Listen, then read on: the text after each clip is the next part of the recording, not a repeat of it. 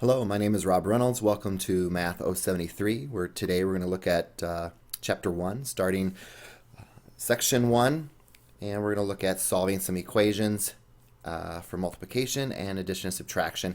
And we're going to begin determining whether a function is what an equation is and whether solutions are answers or not. So first of all, an equation opposed to an expression would just be like 5 plus x is an expression. I can change any expression into an equation if I set it equal to something. So an equation is just that, it has an equal sign.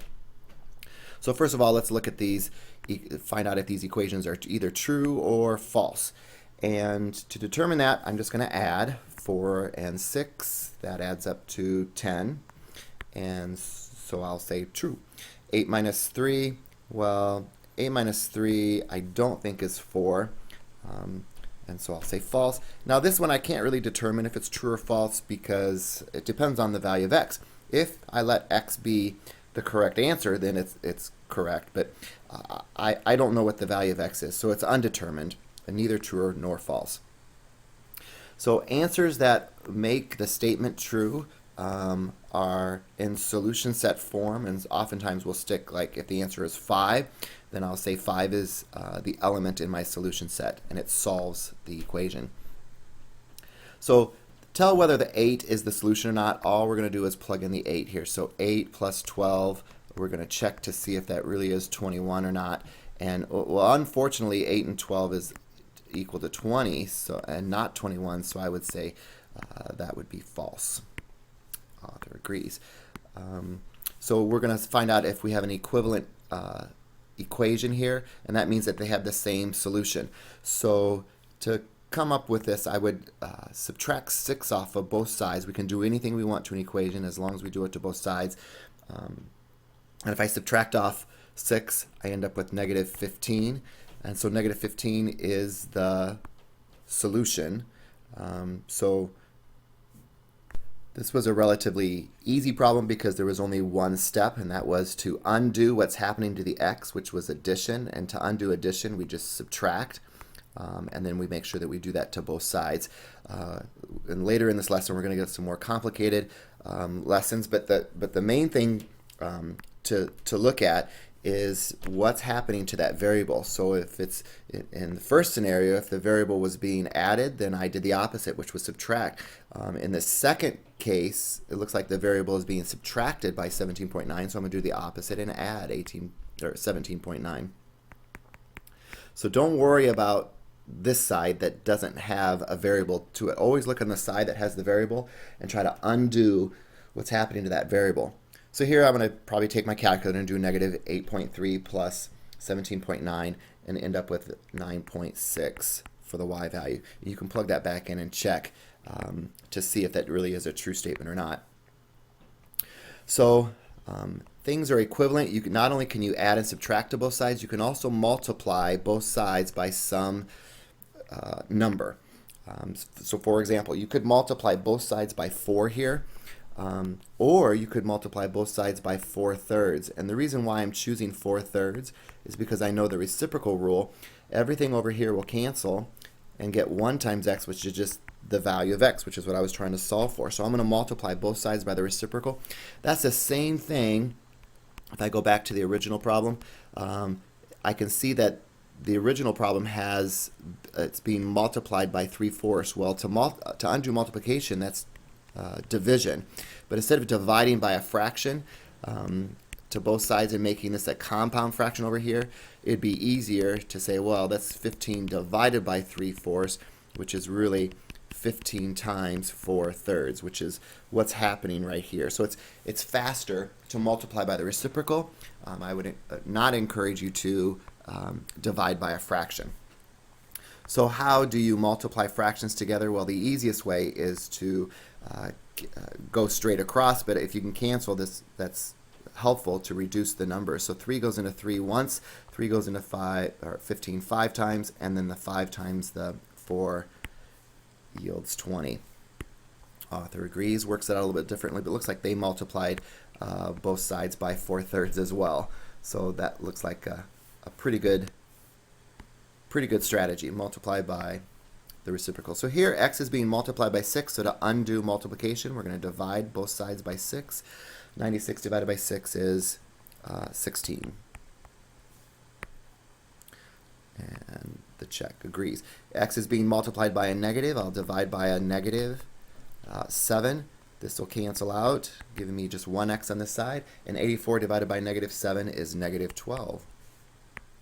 So again, I'm just showing you how to solve for x by undoing. Now, there's 2 steps here.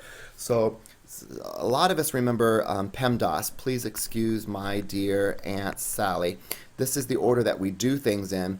I like for us to try to think about us undoing, because when you solve for x, we're going to undo what's happening to x, and the first thing we want to try to undo is the last thing that we put together, which was addition or subtraction. So the first thing we try to undo is addition or subtraction. So look at this. Let's see. I'm always looking what's happening to x, so don't worry about the 33. So what's happening to the x? It's being multiplied by 8, and it's being increased by a positive 9. And to get rid of that positive 9, I'm going to have to subtract off 9 from both sides, leaving me with positive 8. And 33 minus 9 is 24. The next thing I'm going to undo is multiplication and division. So to undo multiply by 8, I divide by 8 and get x equals 3. So if you kind of think about undoing the order of operations, that will help. So there's some rules here that I want to try to give you, rules for solving equations. And the first thing I would like for you to try to do is to simplify. And simplify means 2 things. Distribute, and we'll talk about how to distribute in just a moment, and then combine any like terms. The second step is to get all the variables on the same side.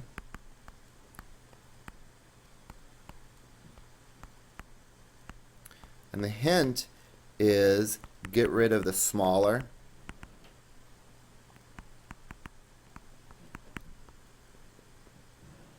and I'll explain that in just a moment. The third step is to add or subtract, and the last step is to multiply or divide. So looking at this, the first thing I want to do is look at the left side of the equation, everything over here, and I'm looking to see if I can distribute anything, and the answer is no. Can I combine like terms? And the answer is yes. I'm going to combine the 4x and negative 6x for signs are opposite. I'm going to subtract, keep the sign of the larger. 4 minus 6 is negative 2 plus 7. I'll do the same thing over here, but this time I'm going to combine the numbers and end up with 22 plus 3x. So I'm done with step number 1. I've distributed and I've combined. Step number 2 says get all the variables on the same side, and I see I've got a 3x on this side and a negative 2x on this side, and my hint is get rid of the smaller, which means I'm going to focus in on this guy. Negative 2 is smaller than 3x. To undo a negative 2x, I'm going to add 2x to both sides. This will give me 7 equals 22 plus 5x.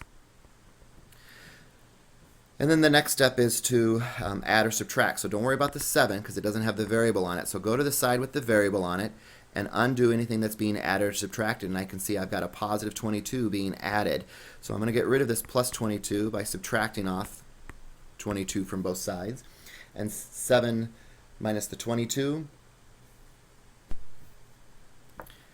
gives me negative 15. And lastly, I will look at either to multiply or divide. Well, I can see that 5 is being multiplied by x, so I will divide because that's the undo operation for multiplication. And negative 15 divided by 5 is negative 3. The author might have worked it out a little bit differently, but the result is the same.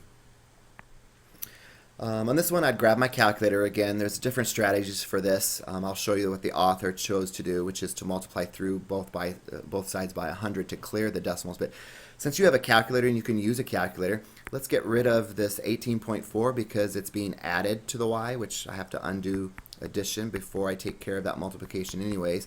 So using your calculator again, which you may use on your assessments, any quizzes or tests that you have, 7.24 minus 18.4 is negative 11.16, and then the last thing I would do is divide by negative 6.2, and your calculator will number crunch this nicely. So go ahead and use your calculator to calculate this. Again, the author chose to multiply everything through by 100 so they could work with numbers instead of decimals, but your calculator doesn't really care. It works with decimals just fine. This next problem, again, using my four rules, 1, 2, 3, and 4, where I'm going to try to simplify first. Simplify, one of the simplifies was to distribute. Remember, there was two folds. I'm going to try to distribute, and then after I distribute, combining like terms. So in distributing first, I'm going to leave this left side alone. I'm not going to touch the 6, but I'm going to distribute the 8. The next thing I have to do, I'm going to combine some like terms, which I think I can combine on the right side. So again, I leave the 8x minus 18 alone, but 6 take away 24 is negative 18. So I'll leave 8x minus 18. And all of a sudden I see the left side is exactly equal to the right side. But let's suppose you didn't notice that. If you subtract off 8x from both sides, we'll get negative 18 equals negative 18. You could divide both sides by negative 18. You could have stopped a long time ago. The point is, this is a true statement. This is a true statement. Negative 18 equals, and they're all true statements. So that means that there are infinitely many solutions. What does that mean? You can let x be 5 for the left. You can let x be 5 for the right, and it'll be a true. You can let x be 6 here and let x be y. The left side is equal to the right side. So whatever you let x be, every number, every real number should work. So that's why we say infinitely many solutions. Let's try this one. Be careful here. This is not a 4. I would look at this as a negative 4 to be distributed. So 3 minus 4x minus 24. And this time, again, I'm going to distribute the negative 4 here. Negative 4x plus 4 minus 3. Combining some terms, I'm going to combine the 3, take away 24. So I'm just going to leave the negative 4x alone. Minus 21 in combining 3, take away 24 is equal to negative 4x. And I've got a plus 1 coming from the 4 minus the 3. And the next thing I want to try to do is get all the variables on the same side. I don't have a smaller, but if I add 4x, trying to get all the x's on the same side, I end up with negative 21 is equal to 1, which is a false statement.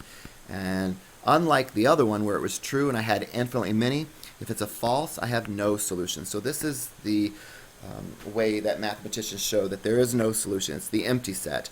So no solutions, or you could use 0, the empty set. Sometimes they just draw in set notation.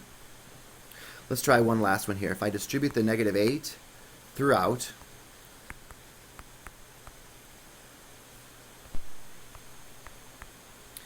on the left side, and on the right side I'm going to distribute the 4.